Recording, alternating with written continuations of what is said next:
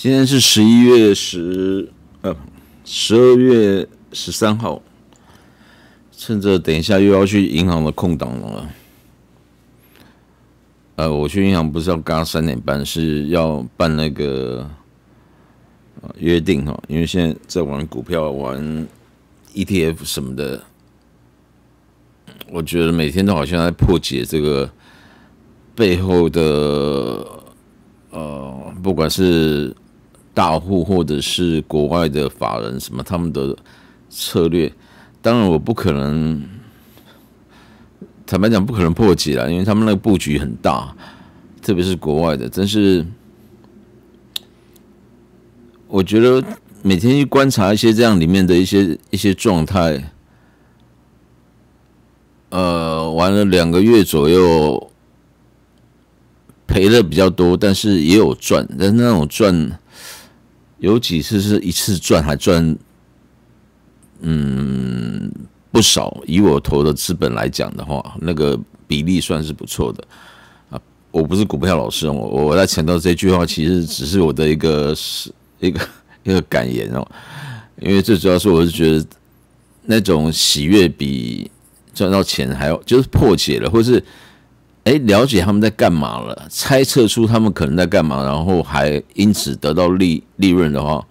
那种感觉是还蛮不错的。因为以我现在投的这个钱，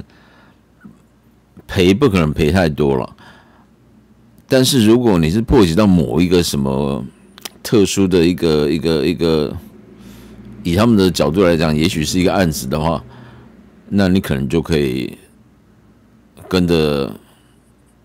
着海浪往前冲，然后冲到一个浪顶那种感觉。那就算你的投的钱没有非常多，也可以有一定的利润。对我来讲，这个有点像在解数学题一样，因为我说过了，我对于这个就是数学啊、算术啊什么这些东西，我蛮有兴趣的，锻炼头脑嘛。不然一个人坐在这边久了，真的老年痴呆症也不好。前天讲完了哦，这个刚前面提过，这应该第44集的海恩，我理想中的餐酒生活。那前面2期都讲得很长，因为一期是在讲这个利口酒其实单这样1个小时讲，其实还是不够的，因为他虽然就是把东西应该讲静置酒吧，我昨天这样讲吧，静置酒把东西其他的原料他自己不能发酵了，把它放在这个酒里面，然后可能是酿造，可能是蒸馏酒，但是这是它的基本的含义、基本的定义。你仔细去思考，生活中有很多东西我们单纯就把范围限缩在食物上面也好，就是酒类的食物也好，它都可以算是那种利口酒的变形啊。比方讲，我今天要举几个例子因为我发觉讲太多酒的东西，没有举例子，没有举更实际的例子，在餐的例子上面，对于一般的朋友来讲，可能会比较没有那么实用，因为不是每个人都要去研究酒，把它研究的这么透彻。透彻的话呢，到那种程度的话，他们反而要去追寻，那就变成 wine snob SNORB 嘛。这个字在国外不是算是一个很好的形容词哦，很好的名词啊。它有一点跟我们讲那个nerd， 就是那种书呆子类似一样的意思，不算好也不算坏啦，但是就是说你就是投入到一个里面太过全心全意了，那就是会有一点，有时候人会有点怪怪的就是可能世界就变小，所以我也不希望我变成 wine snob 回过头昨天讲的那种利口酒的一些案例然后接下来我要介绍2道菜，回应我的主题，然后尽量把时间今天一定要控在20分钟之内，因为我等一下就要出门了。有关这个所谓的利口酒liquor 这样的酒呢，你把它放大的范围来看，还是局限在酒里面哦。但是你把它放大范围来看，其实禁止在酒里面，虽然说广义上来讲，狭义上来讲的话，我们都希望酒会比食物比那个禁制物多嘛，不然的话，你禁制物泡不到那个酒，你怎么去萃取呢？所以，通常我们看到的这种所谓的利口酒，比如说美酒好了，通常都是一瓶里面可能，如果是外面卖的秋雅什么的，这2颗梅子、3颗梅子、2颗梅子，给你一个意思，说我这是梅子酒。那自己做的当然可以做1大桶，可是做1大桶之后呢，还是酒还是会浸过于梅子。其实到后期的时候呢，前期可能浸过慢过去一些，可是等到后期你放到后面，假定你都没有喝的话，你会发觉那梅子会变得比较小，然后那个液体会变得比较多。为什么？因为梅子的汁被那个因为渗透压的关系，梅子的汁跑出来嘛，跑出来之后，就是有所谓萃取的那种功能嘛。那你的水就变多，那个梅子变小，那相对来讲是不是一样大小的东西？假设你没有漏气，没有蒸发掉的话，那里面的水就变多了。这很简单的道理哈。所以，那如果你又在开始喝了，喝到某个程度的时候，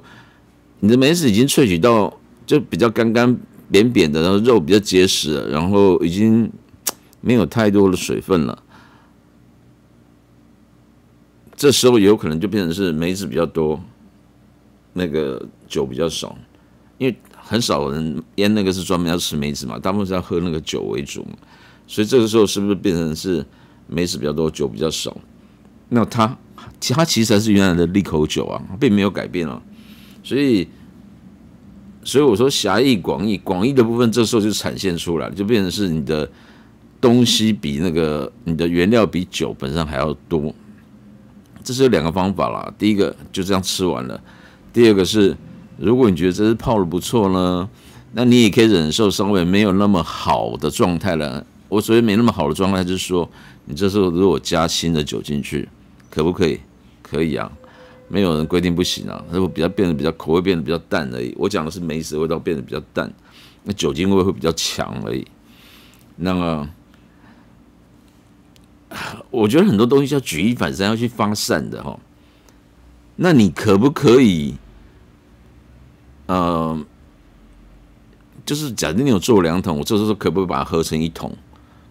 可以啊，就是如果你每年都有做的话，每年都有做1桶、做2桶、做1桶，反正就是都喝不完嘛，就是故意让它喝不完，然后把它。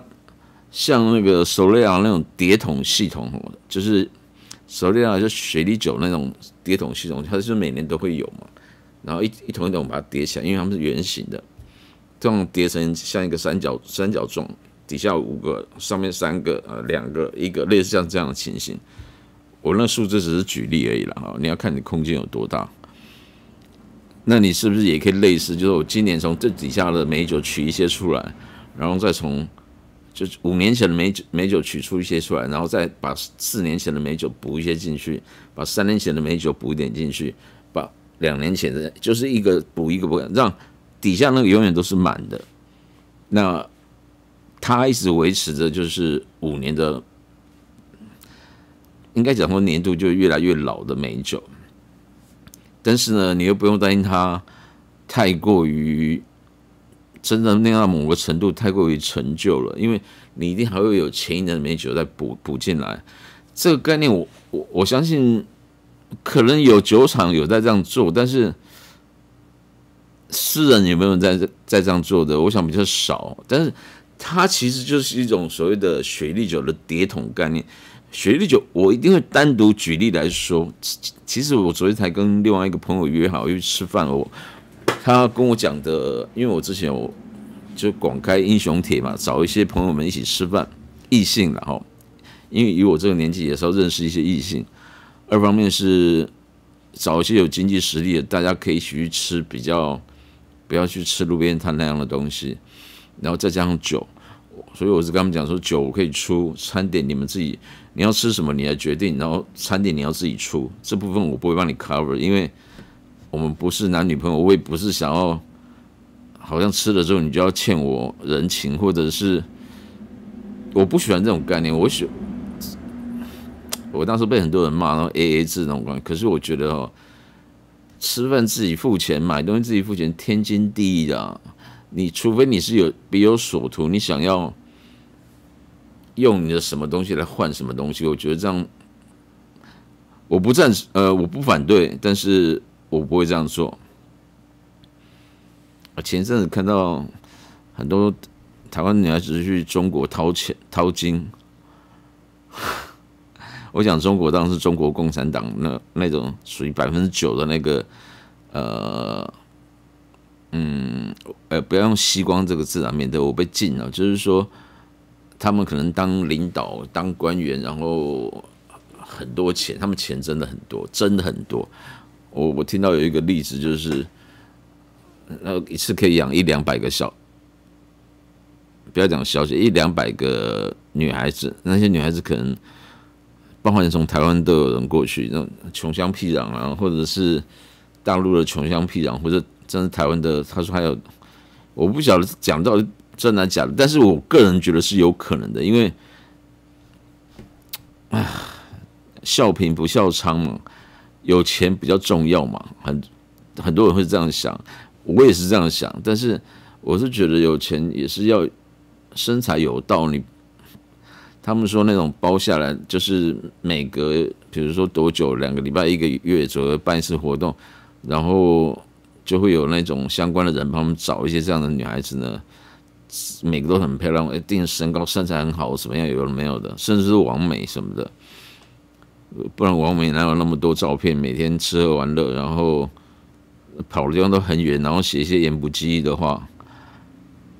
这个这么年轻、青春的肉体哪里来那么多钱？每个人家里都富二代啊！我看过很多富二代的，就是女孩子没有很多啦，一些。你以为真的每个都白富美啊？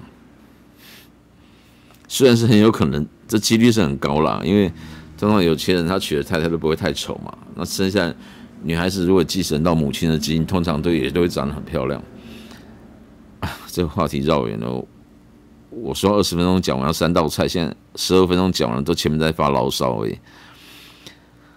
但是我前面有提到说浸泡酒的东西呢，其实你就广义上来讲的话，它就是一种料理。什么料理？有加酒的料理。同不同意这样的话？我们在炒菜的时候常常，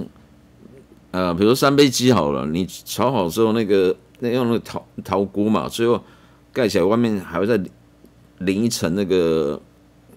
可能是绍兴酒，或者应该是绍兴酒，这样淋一层，然后让那个酒其实瞬间就蒸发了，但它那个香气啊，还有那个一些酒的物质，其实是反正就是让增加香，我觉得那是增加香气为主，而并不是单纯的，并不是为了增加酒，而是为了增加酒的香气为主。但是如果我们吃的是那种20年前很流行的花雕鸡，我很喜欢吃花雕鸡，我觉得花雕鸡真的很好吃，我自己有去学，看书学，然后我自己做，还在加一些东西，因为那个汤汁我觉得很浓很下饭，推荐各位朋友可以去买那个豆包，豆包就是有点像油豆腐，但是它做成像圆圆的这样的状态，它里面没有包什么东西，也是就像油豆腐的原型版本一样，但是比较松。它的主要目的是会吸那个汁，所以我在做这种像花雕鸡这样的东西的时候，最后我都会丢一些东西在里面，可能旁边排成一圈，然后你一开始都不要去吃它，它就慢慢的会等到你的料吃的越多，那个汤汁就越来越跑出来了嘛，这时候那个慢慢会沉淀下去啊，那豆包吸满了那个汤汁，真的很好吃，很好下饭，然后再丢一把青菜下去，这个时候你到后面就变成有点像素菜了，因为什么？因为素菜，因为你的那个肉大部分都吃的差不多了，可是那汤汁呢，那有绍兴酒啊，有什么的味道，那些汤汁呢，这时候你再丢那个汤匙菜，或者是丢那种，最好是丢汤匙菜啦，高丽菜也可以啦，反正就是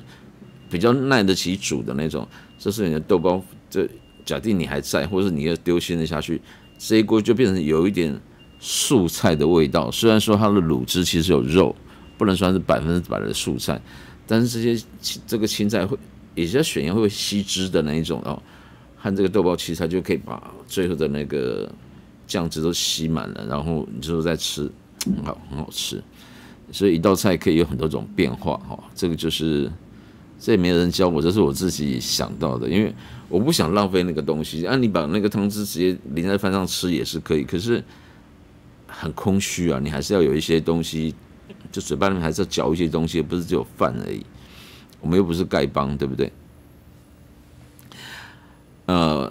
我的意思就是说，其实利口酒，你广义上来讲的话，因为我刚刚提到了，并没有提到温度啊，就是利口酒是把酒浸泡，把东西浸泡到酒里面而已啊。那你温度低和温度高，其实并没有严格的限制啊。当然你要看你要怎么做，所以如果你是温度高的东西，是不是就像在煮菜了？是不是就是煮菜的一种利口酒的变形？它就是煮菜了，只是我刚才提到那个酒多酒少，也不影响到利口酒的定义。那我们煮菜的时候炖麻油鸡，加一大堆那个米酒进去，台湾米酒进去，然后姜母鸭什么的，那是不是也是一种利口酒的变形？只是利口酒本意当然是他最后讲的是酒，当然就是主要还是喝以酒为主，是萃取然后喝那个酒为主。可是就像我们吃梅酒，它里面的梅子不是不能吃啊，它还是可以吃啊。所以我昨天一直强调说，最好是高酒精度一点，因为就是尽量不要让那个东西腐坏，或者是说整个就散掉了，那影响到颜色，然后你吃这个东西也影响到口感。那回过头来讲，姜母鸭烧酒鸡那个就是有一点变形了，利口酒的变形。那利口酒的变形最极致的变形就是你的酒是很少，然后料是很多了，那叫什么变形？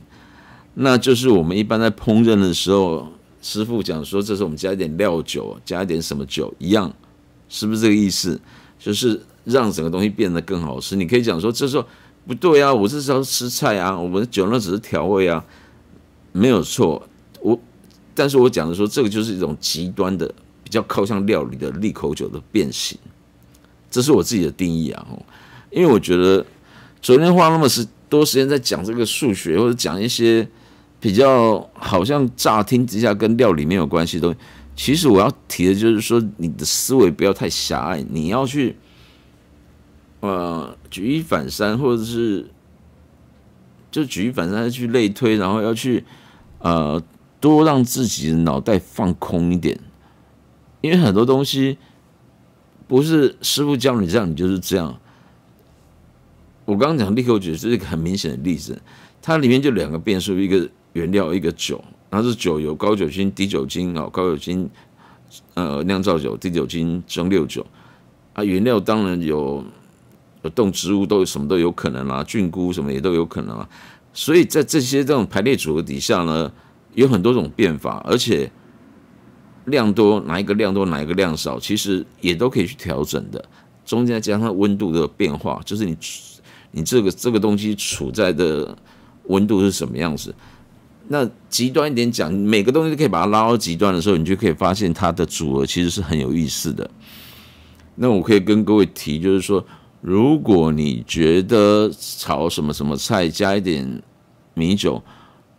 不是什么去腥而已，因为去腥其实通常是在处理的料的时候，我们就加那个米酒进去去腥嘛，号称去腥啊，其实它其实是有一点利用酒把那个不好的那个这个原料里面的比较不好的那种味道先把它吸掉，对不对？所以去完腥，那酒通常都倒掉嘛，是它的目的是这样子哈。那如果我们广一些去看的话呢，你后面再加了这些，就是如果煮菜加这些酒的话，其实利用余热不是用余热，利用煮菜的温度，然后这酒其实是混在里面，是变成这个调配料的一种。那虽然说它是调配料的一种，其实在这一锅里面，其实就是一个高温的利口酒的料理，对不对？自己再去想一想这个，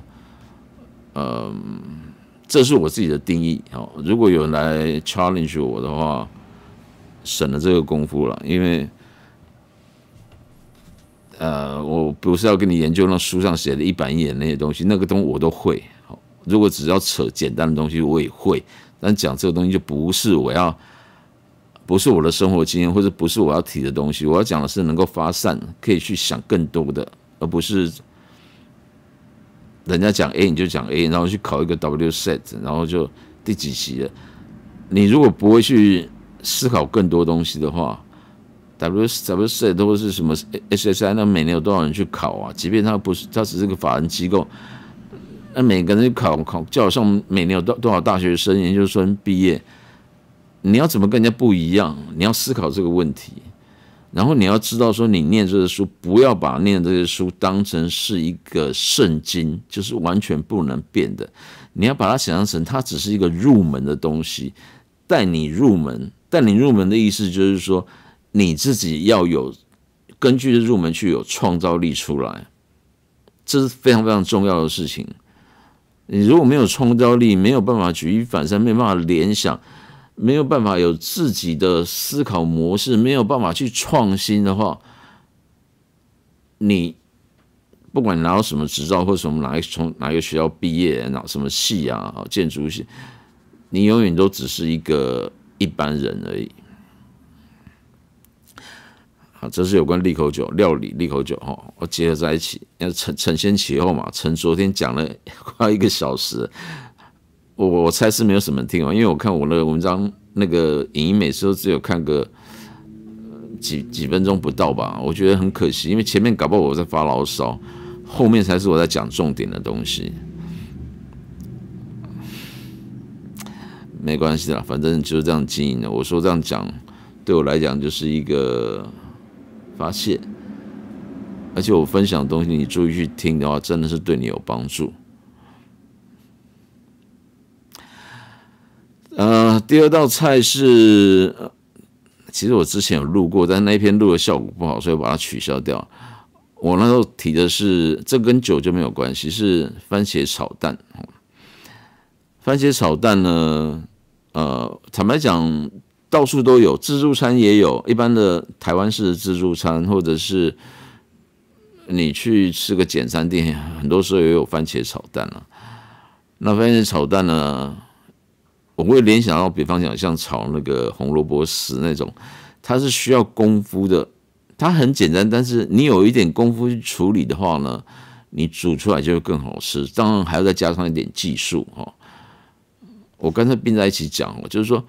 番茄炒蛋我吃过了，没有几家是让我觉得真的非常好吃的。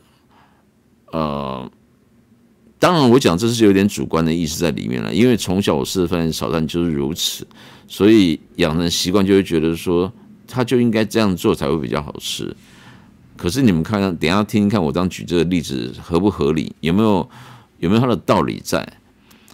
我是觉得番茄炒蛋要炒到某个程度，要让他觉得好吃呢，绝对不是番茄切一切丢进去，打蛋进去炒一炒，最糟糕就是炒出来就是蛋就是蛋，甚至那种一片一片、半片半片这样，然后番茄是番茄。这个彼此之间当然会有吃到一些味道，但是那个东西感觉，你说番茄炒蛋呢，对，它就是番茄炒蛋，就是两个东西炒在一起而已。那你的汤汁跑到哪里去了？那种汤汁是番茄汤啊，或者蛋液去混合啊，或者你有加了一些葱花，或者加了一些你觉得特殊的东西，让它变得味道更丰富。可是那前提是里面要有汤汁嘛，你不是只是两个这样混在一起煮嘛？我小时候吃的是番茄炒蛋，那个是番茄一定是烫过，然后会剥皮啊，把皮弄掉。因为蛋这种东西，你如果炒的技术好的话，那炒起来是软嫩的，有一点像我们在吃那种利用日本人用那种什么革命党吃啊什么那种，就是牛肉酱汁那种去炖出来的咖喱，或是牛肉烩饭这样的东西呢，就是有汤汁的那种，然后我们上面通常还会再放一个那个蛋啊，它把它煎到用那个方形那种那种锅子去把它煎到，然后最后利用技术把它煎到变成一个像椭圆形这样厚厚的，通常都是半熟嘛，然后你铺在东西上面再把它画一道，然后就整个那个蛋就掀开，这时候那个里面那个蛋汁就是半熟蛋的蛋汁流下来，就整个盖住嘛。我相信如果你常常看这种美食频道，应该知道我在讲的这种料理。我理想中的番茄蛋，那个蛋应该就是像这样的样子，然后再加上你的番茄，因为你把皮去掉过了，切成丁大小你要靠控制一下，太大也不好。然后再去炒。那至于整个程序怎么样，自己去研究。我的意思是说，你要炒到出来之后呢，那个东西是，我不能讲说是稀稀的，就是完全就是汤一样，不是，它是还是有番茄，还是有那个，可是你的番茄，因为你那大小很重要，切起来它已经是不会，因为什么把皮去掉，就是那皮不容易消化嘛，吃起来口感比较硬嘛。所以你把它弄掉，然后在那个番茄丁肉切的刚好跟那个番茄，跟那个蛋呢下锅的时间也差不多，然后你能够把它调配的很好，煮出来的番茄炒蛋呢但是有一点点像是那种我刚刚讲的那种半熟的状况，然后番茄吃起来是软软的，就是比较偏软一点，然后那个番茄汁啊跟那个蛋合在一起。这个时候还有一个很重要的配料就是我以前我阿嬷还会再加一些糖，冰糖也好，或是一般的那个蔗糖也可以那糖就是要提味的，因为糖其实它，我不知道哪里看到一个理论，它其实你如果没有那个氨基酸，没有味素这种东西，没有高汤的话，你可以加一点点糖，它可以提味，它会让整个味道层次感更丰富那这跟化学分解什么有没有关？我没有去查但是因为糖本来就是一个化合物，它是碳氢氧这些东西是合在一起的东西，所以基本上呢，如果真的把它因为温度关系，它整个这个东西裂解掉的话，它会产生一些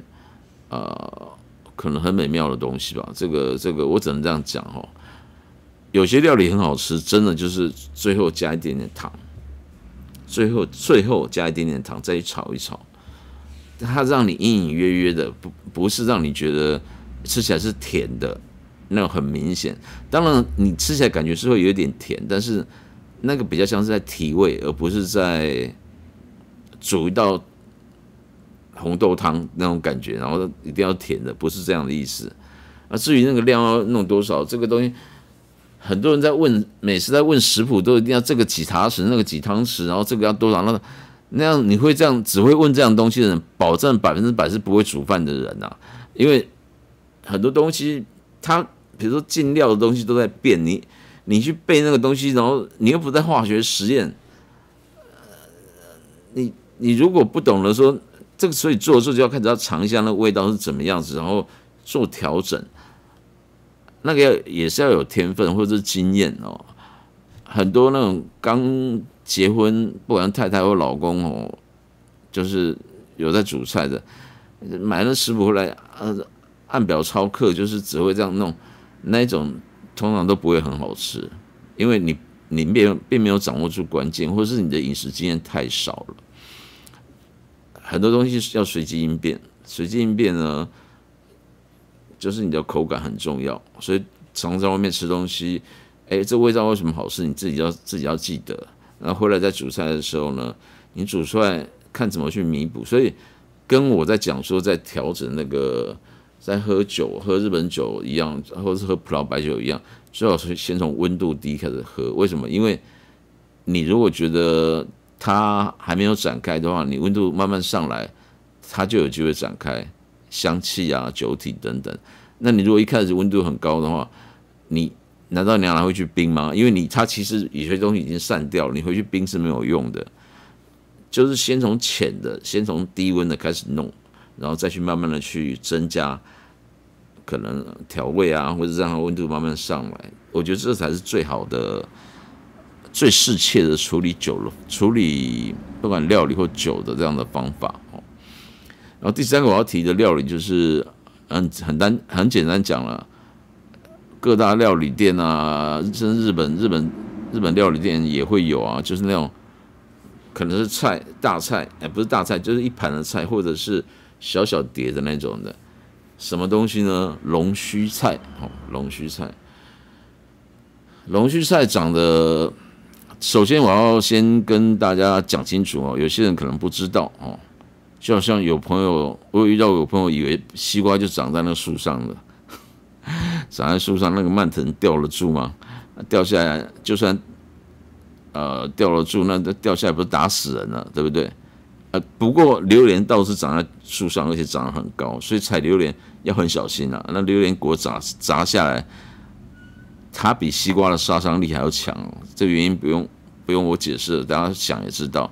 所以他们采榴莲有他的方式嘛，那种网子啊或什么东西的，或者底下有一个人在那边接，反正都一直要注意到上面的状况就对了。这扯远了。那个龙须菜是怎么长呢？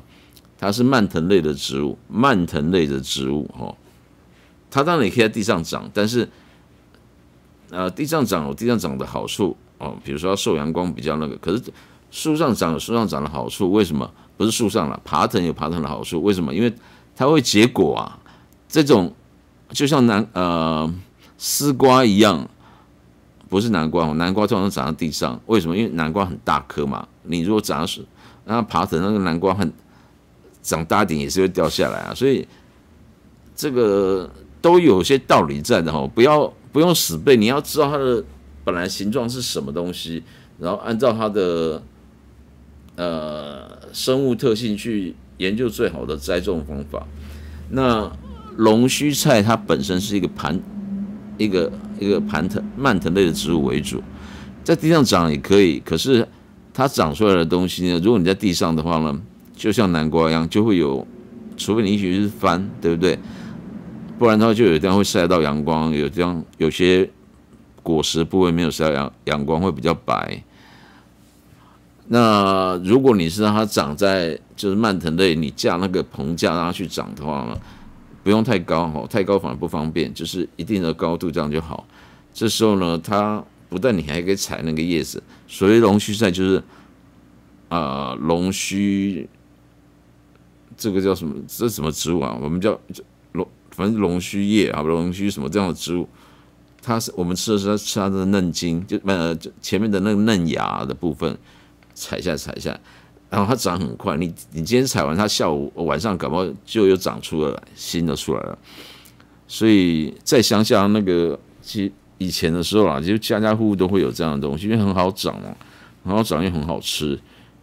前提是要有水分哦。那个因为龙须菜这么多水，都是它因为可能种在水沟啊、溪的旁边，他们都会有溪水，或是那地下水源很丰富。讲到这里，我再埋一个梗，就是关那个伏流水的问题。我记得我好像讲过了，但是我再查一查，没有讲的话，我会再讲一次哦。所以龙须菜是蔓藤类的植物为主，它蔓生的种植法为主啦，不要讲植物，蔓生的种植法为主，往上长。然后以前我小时候都会去摘那个龙须菜的芽，摘下来，那芽一段可能摘这么长，那摘下来之后呢？你不管你怎么料理，清炒或者是凉拌，或者是加点肉丝什么的蒜头肉丝的什么的，它从来都不是一个大菜，但是它是一个好吃的小菜，就是青菜但是要怎么好吃呢？好吃不是熟了，或者是它味道很好，不是这个意思而已当然它味道是不错，可是呢，它有一个重点，就是说。我先讲一下，它会结瓜类的东西，它结的瓜呢，一颗跟佛手钱一样，就是那种绿色的这样，然后像一个吊起来的那个钟啊，金钟罩那种金钟，类似像这种形状，有一点佛手，它好像也叫佛手瓜吧，就是那个东西呢，其实我不晓得佛手瓜才是学名，还是胡瓜还是学名，我不晓得。但那个东西也叫做胡瓜，就是胡志雄那个胡瓜，那种是一种很，我不晓得当取这艺名有什么意义啊。但是像胡瓜这种东西，其实在乡下真的非常常见啊。至少我在东部花莲地区、宜花东都是如此，因为那种菜长得很快，叶子长得很快，瓜也很容易就长出来。那瓜没有很好吃，通常都是农家通常都是切，然后炒起来也没有很好吃，它比不上那个丝瓜或是卜蛙啊，或者是南瓜。它呢很大的用处是拿来腌制，然后腌成小菜，特别是甜的，然后稀饭的时候可以配着吃的。有一个老婆婆跟我讲说，那个煮泡面的时候加一点腌制的这个胡瓜还蛮好吃的啊。我相信她的话，后来我跟她买了一瓶，后来泡。从我搬过来2年，我只使用过1次耶，因为我觉得没有很好吃，后来就把它扔掉了，太浪费了哈。但是那个比较属于古早类的食物啦，没有吃过你可以买来尝尝，因为也不贵哦。胡瓜的腌制品，它就有点像那个辣椒，那剥皮辣椒那种感觉，只不过它是甜的，它里面糖加的比较多。那瓜不重要，最主要的龙须菜是指吃我们为什么叫龙须菜，就是它当菜来吃嘛，对不对？不管凉拌或炒都是一样。但是呢，我要讲一样，跟番茄一样，我小时候我们家旁边就有田啊。当然，那个我后来想一想，那应该就是公家的地啊。只是花莲那时候很乡下，所以那些地放在那边，其实也没有建商会去盖房子或什么，那地就荒芜在那边嘛。那个年代啊，在40几年前了，40-50年了，对，至少45年前了。所以很多像我们家住那边，以前我从我家2楼就可以看到太平洋，现在当然看不到啦。可是我家是在市区，算是市区的房子哦。以现在花莲来讲，以前的花莲也算是市区哦，只是市区稍微边缘一点点，就可以看到海。在我们家第3楼是一个小洋房嘛，3楼。就可以直接看到海了，而且不是一点点，是可以看到蓝色的。然后往山那边看，就可以看到中央山脉。然后冬天的时候会有雪，就山头是白白的这样。我真的很想回到小时候，小学的时候，那时候念书没有压力，玩得很疯狂。然后，对。7到12岁之间是最爽的时候了。上国中就不一样了，国中我也要补习，高中念书考联考，特别是偏乡，所以就是不是偏乡，就是乡下嘛，所以你要竞争那种东西，你要花更多的努力。回到我剩下2分钟可以讲哈，就是这种龙须菜，你把它摘下来之后呢，我小时候我们都会做一个动作，就是。第一个，把那个须给那个上面那个须给去掉，因为各位知道，它既然它是爬藤类的植物，它爬上去，它不是叶子爬上去，它是有须会长出来，那种须就那么浅浅的绿色那种的，有点黄绿色，然后它会去卷住那个旁边的架子。简单讲，它就好像抛一条绳子勾住，然后让菜能够继续往上长。然后这过程中，那个东西很有韧性，很有纤维。很韧，然后就是你才能够撑住啊，它会一直长这些须，然后就让它爬上去嘛，就好像登山一样。那你有看过有人在吃登山绳的吗？没有啊，没有啊。所以龙须菜拿回来之后，我们都会把那个给拔掉。为什么要太硬了、太韧了啦？不是硬，你吃在嘴巴里面的口感就不对。可是你看，像现在很多餐厅，他们拔下来之后，不管做凉拌、炒菜，那个须都还在上面。拜托了，号称龙须菜的意思是说，那个东西就像龙的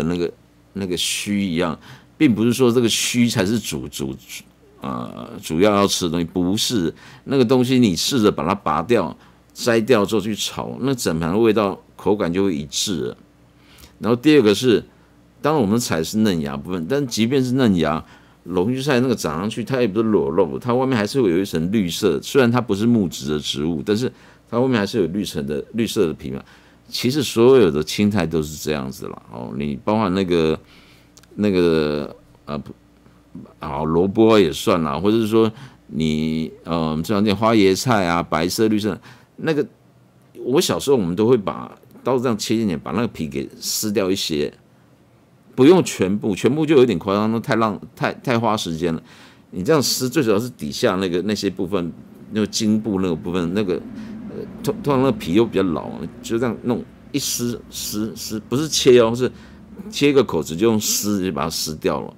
龙须菜那个也是一样，不过我们是用剥的，就是剥掉一些，把那个菜叶整理一下，把那个茎的部分呢，把它那个比较粗的纤维，把它外面那一层把它剥掉一些。你说很浪费，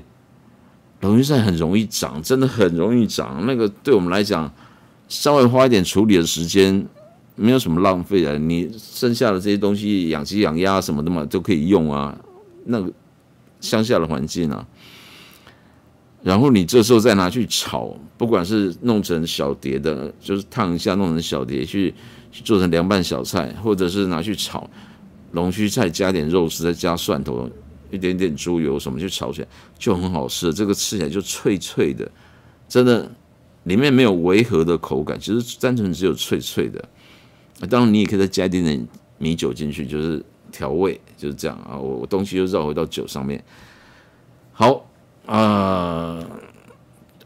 没有啦。我在台北哈，至少在台北，我看过有这样处理的餐厅，不会超过3家。